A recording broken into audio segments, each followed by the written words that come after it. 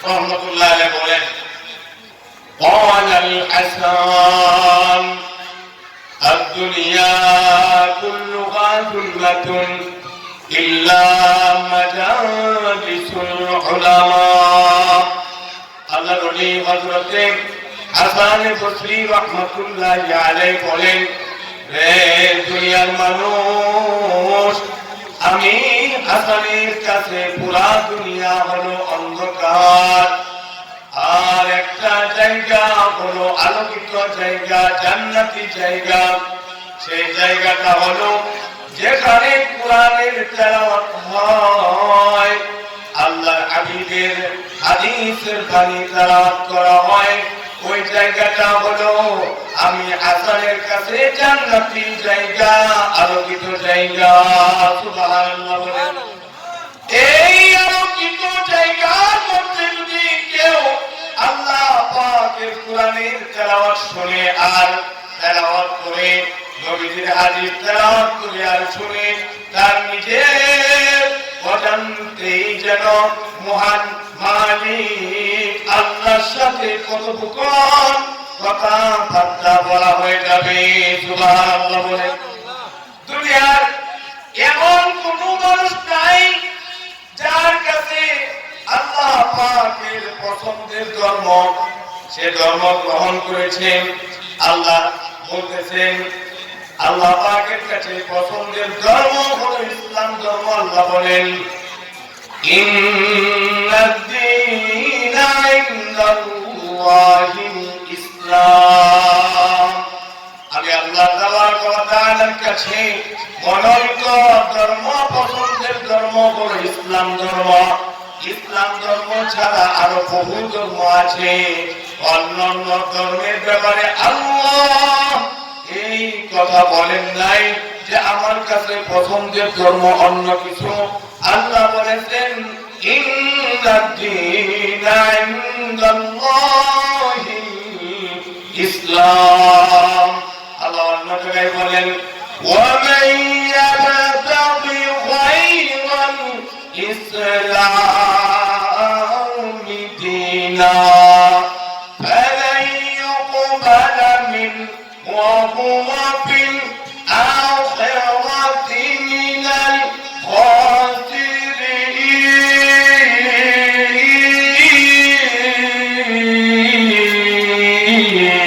الْخَاسِرِينَ আল্লাহ বলেন ইসলাম ধর্ম ছাড়া অন্য যত ধর্ম আছে অন্য ধর্ম অবলম্বীরা যখন আমি আল্লাহ তাবারক ওয়া তাআলার দরবারে হাজিরা দিবে তারা ক্ষতিগ্রস্তদের অন্তর্ভুক্ত হয়ে যাবে এই জন্য আল্লাহ তাবারক ওয়া তাআলা আজ থেকেই জানিয়ে দিয়েছেন তোমরা আমার পছন্দের ধর্ম কি এটা জানো বুঝো সে মোতাবেক তোমার জীবনকে পরিচালনা করো সাবধান ইসলাম ধর্ম ছাড়া অন্য কোন ধর্ম আমার কাছে নিয়ে এসো না যদি আসো তাহলে আল্লাহ বলেন তাহলে খাসিরিনদের অন্তর্ভুক্ত তুমি হয়ে যাবে আল্লাহ বলেন ওয়া হুয়া ফিল আখিরাতি মিনাল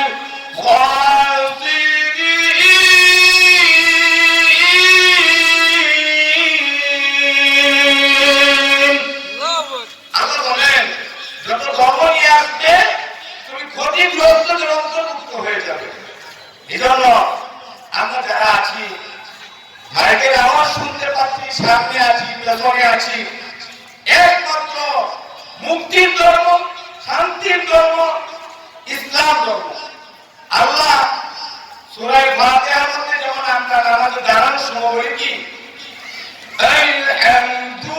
আলহামদুলিল্লাহি রাব্বিল আলামিন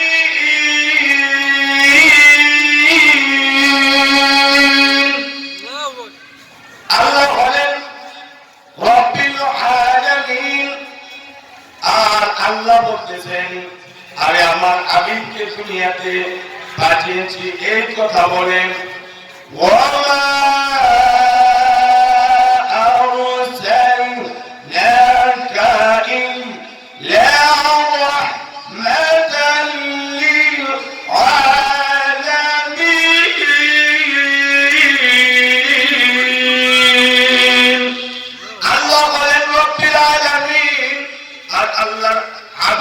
বলেন রাহমাতুল লিল আলামিন।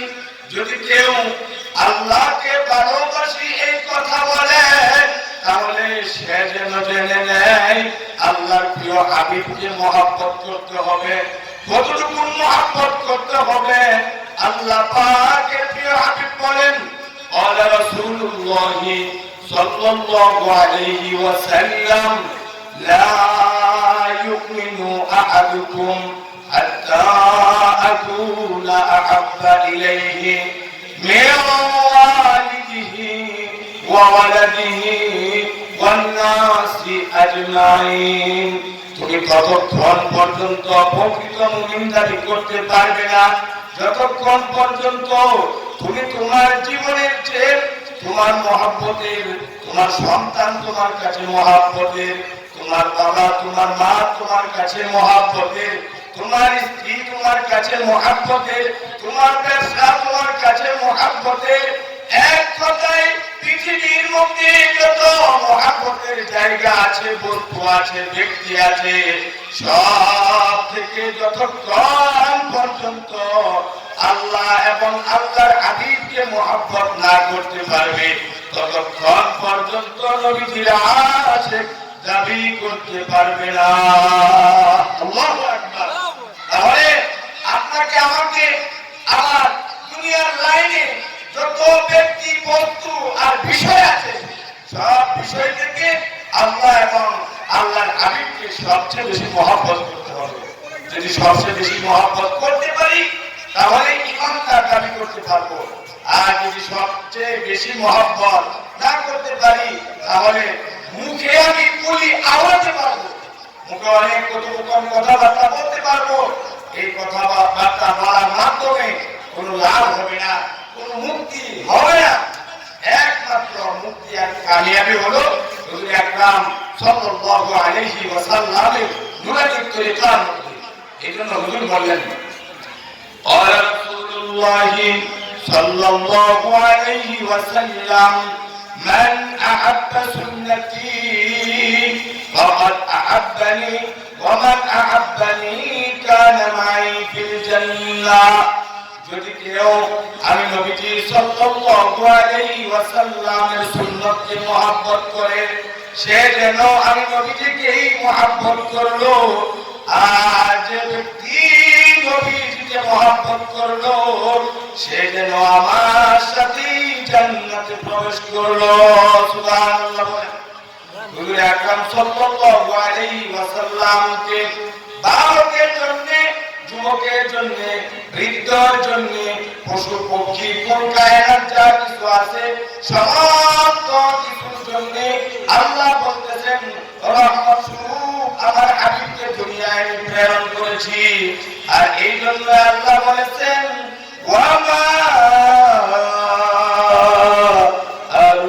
আরসালনাকা ইল্লা রাহমাতাল লিল আলামিন।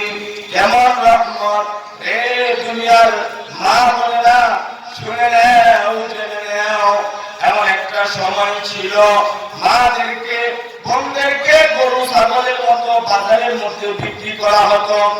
রাস্তার পাশে তাদেরকে বকরির মতো, এরকম পশু পাখির মতো তাদেরকে বেঁধে রেখে দেওয়া হতো। তাদের কোনো দাম ছিল না, মূল্যায়ন ছিল না। আল্লাহ প্রিয় হাবিব দুনিয়ায় আইসা তাদেরকে মূল্যায়ন দিলেন না। তারাও তো মানুষ, তাদেরকে মূল্যায়ন করতে হবে। নবীজি সাল্লাল্লাহু আলাইহি ওয়াসাল্লাম বলে দিলেন হে যুবক, তোমার স্ত্রী তোমার কাছে এরকম, তোমার জন্য সে পোশাক, তুমি তার জন্য পোশাক, এরকম মার জন্য সম্মান দিয়ে যুবকদেরকে জানিয়ে দিলেন হে আমার যুবকেরা শোনো, তোমরা যদি জান্নাত যেতে চাও, জান্নাত পেতে চাও, তাহলে জান্নাত তোমার মায়ের পায়ের নিচে তুমি সন্ধান করো। মা আর খেদমত করো। মা খুশি তো আল্লাহ খুশি, মা বেজার তো আল্লাহ বেজার। এই জন্য স্বাধীনতা দিয়েছেন, নারীদেরকে মুক্তি দিয়েছেন। আল্লাহ প্রিয় হাবিব সাল্লাল্লাহু দুনিয়ায় আসার বরকতে নবী সাল্লাল্লাহু আলাইহি ওয়াসাল্লামের দরবারে এসে জিজ্ঞেস করলেন, ইয়া রাসূলুল্লাহ, ইয়া হাবিবাল্লাহ, হুজুর কালিমা পড়লাম, মুসলমান হলাম, কালিমা যে পড়েছি, আপনি বলেছেন যদি কোনো ব্যক্তি একবার তার ইয়াকিনের সাথে, বিশ্বাসের সাথে যদি কালিমা লা ইলাহা ইল্লাল্লাহু মুহাম্মাদুর রাসূলুল্লাহ সাল্লাল্লাহু আলাইহি ওয়াসাল্লাম, আপনি বলেছেন ইয়াকিনের সাথে, বিশ্বাসের সাথে কেউ যদি একবার কালিমা পড়ে তাহলে তার জীবনের পিছনের সমস্ত গুনাহ কাটাগুলো আল্লাহ মাফ করে দিবেন। হাবিব আমার, আমি জানতে চাই আমার জীবনের গুনাহ মাফ হয়েছে কিনা। নবীজি মুচকি হেসে দিয়ে বললেন, ও আমার সাহাবী, হ্যাঁ, কালিমা পড়ার পর থেকে তোমার জীবনের সমস্ত গুনাহ কাটা মাফ হয়ে গিয়েছে। ইয়া রাসূলুল্লাহ, ইয়া হাবিবাল্লাহ, হুজুর আমার মনে হয় না জীবনের সমস্ত গুনাহ মাফ হইলেও আমি এমন এক জঘন্য পাপ করেছি, মনে হয় না জীবনের গুনাহ মাফ হইলেও একটা গুনাহ আমার মাফ হবে, আমার মনে হয় না। ইয়া রাসূলুল্লাহ, ইয়া হাবিবাল্লাহ, এই গুনাহটা প্রত্যেক দিন আমাকে অনুতপ্ত করে, ঘুমাতে দেয় না। রাত যখন ঘুমাতে যায় এই টেনশনের কারণে আমার চোখে ঘুম আসে। হুজুর বললেন, ও আমার সাহাবী, কি এমন কঠিন গুনাহ তুমি করেছো, এমন অন্যায় তুমি করেছো, ভুলে যদি না বলো তাহলে আমি বুঝবো কিভাবে। ইয়া রাসূলুল্লাহ, ইয়া হাবিবাল্লাহ, হুজুর আমি যে আপনাকে এটা বলবো, এটা তো আমার মন বলছে আমার এই গুনাহ মাফ হবে না, তারপরে আপনি যেহেতু বলছেন, আপনি শুনেন, আমার স্ত্রীর পেটে যখন বাচ্চা ছিল, বাচ্চা থাকা অবস্থায় আমি আমার স্ত্রীকে বলে গিয়েছিলাম, আমার জীবন সঙ্গিনী তুমি মনে রাখিও, তোমার পেটে যে বাচ্চা আছে এই বাচ্চা যদি ছেলে হয় তাহলে তাকে তুমি সুন্দর করে লালন পালন করবে, যত্ন করে তাকে বড় করবে। আর যদি মেয়ে হয় তাহলে তাকে জীবিতই হত্যা করে ফেলবে। ইয়া রাসূলুল্লাহ, ইয়া হাবিবাল্লাহ, হুজুর বহুদূর ব্যবসা করার জন্য আমি বহু বছর থেকে যখন বাসায় আমি আসি, বাসায় আসার সাথে সাথে কে যেন দূর থেকে আমাকে সালাম দেয়, আসসালামু আলাইকুম ওয়া রাহমাতুল্লাহ, আব্বাজান আপনি কেমন আছেন? এরকম আব্বাজান বলে বলে হাত তুলতে এরকম ভাবে জড়িয়ে ধরে এরকম জোর করে আমার বুকের মধ্যে উঠে যায়।